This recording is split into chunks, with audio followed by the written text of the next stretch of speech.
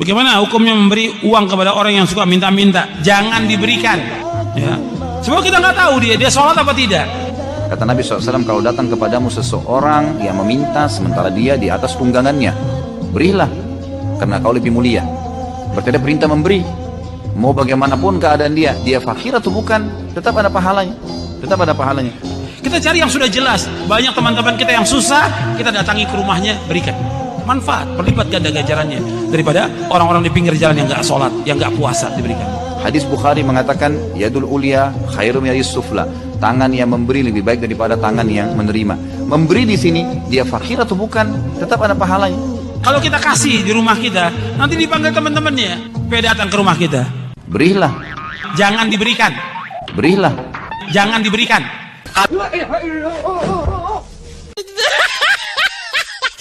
Merayakan maulid, apakah orang tersebut keluar dari ahlus sunnah wal jamaah? Ada ustadz mengatakan maulid itu termasuk dalam khilafiyah. Maulid Nabi bid'ah, pelakunya ahli bid'ah.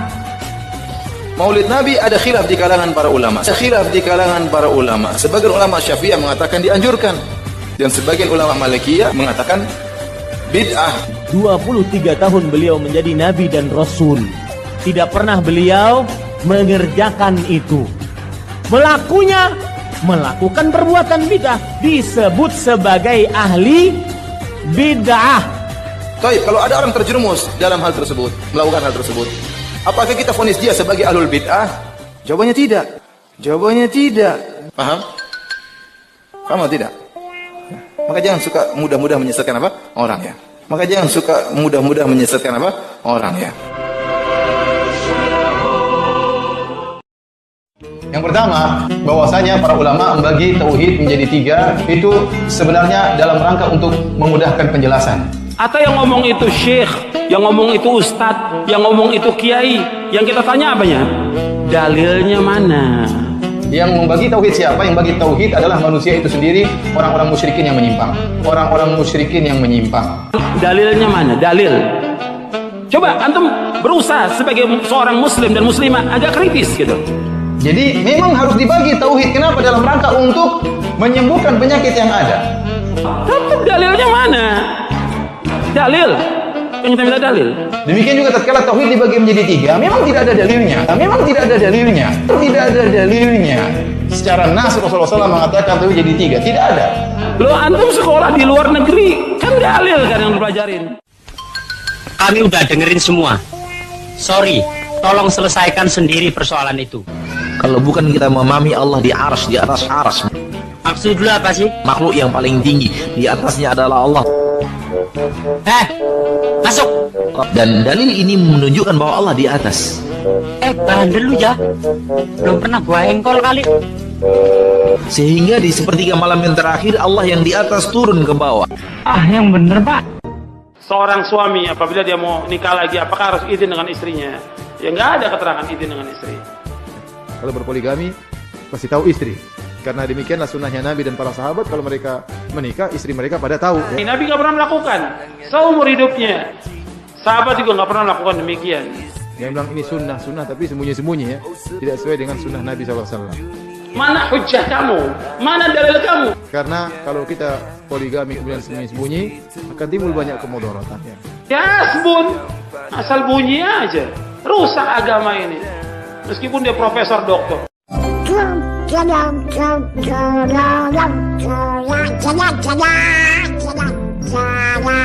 Saya mau bertanya, apakah dibenarkan berdakwah itu dibayar dengan uang hadiah? Hadirin sekalian, mengambil gaji upah dari pekerjaan agama termasuk dakwah dibenarkan oleh para ulama. Enggak boleh. Dakwah bukan untuk mencari nafkah, ceramah bukan cari nafkah. Ajarkan karena Allah. Jangan mengharapkan surga dari manusia. Apalagi sengaja bikin bayaran. Dibenarkan oleh para ulama.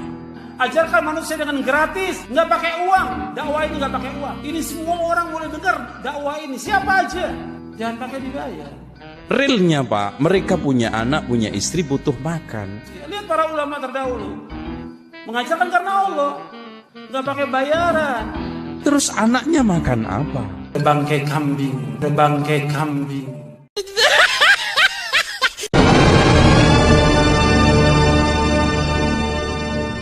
wahai anakku, kunut subuh itu bid'ah. Kalau bid'ah nggak boleh kita ikut. Easy, tenang, saling menghormati.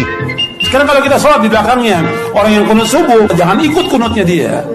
Kalau imamnya kunut, antum kunut. Hormatin orang itu. Ini khilaf di antara Imam Ahmad dan Imam Syafi'i. Karena ini hadis masih diperselisihkan, tapi hadisnya ada. Artinya harus kunut. Tapi kalau dia sujud, wajib ikut. Karena kita bermakmum dengan imam.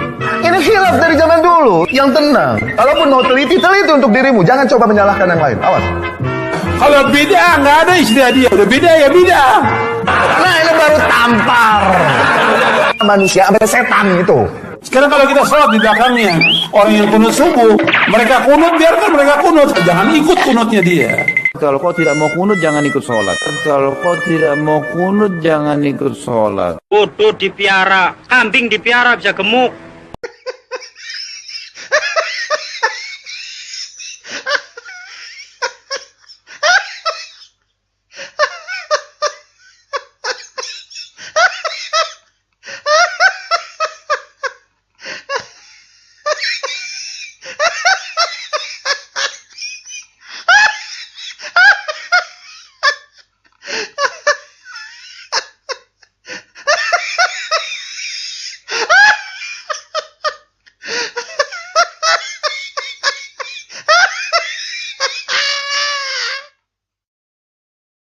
Kasus gladiator atau pertarungan dua pelajar di bawah umur kembali terjadi.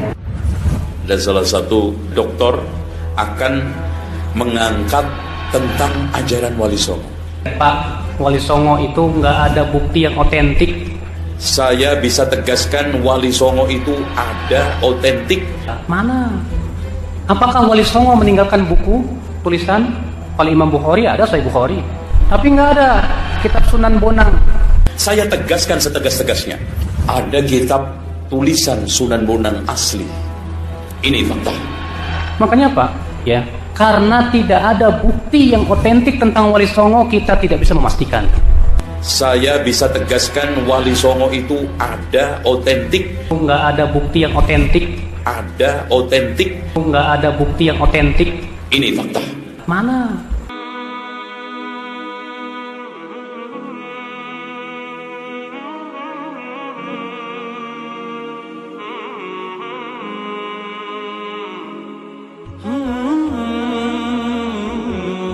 Jangan diikutin ustadz. Ada ustadz nggak berjenggot, jangan diikut.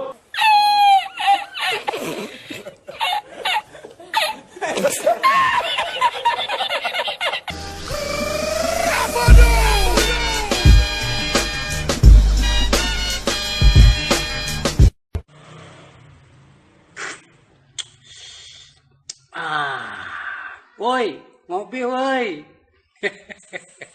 Pagi-pagi udah ngopi ya. Ngopi.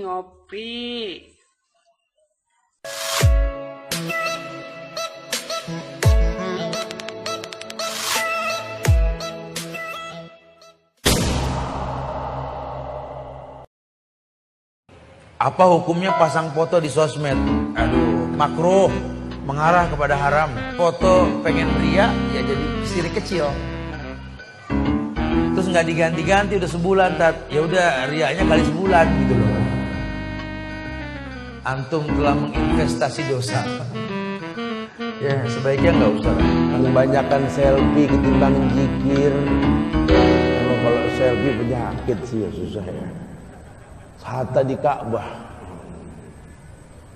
sambil subhanallah walhamdulillah.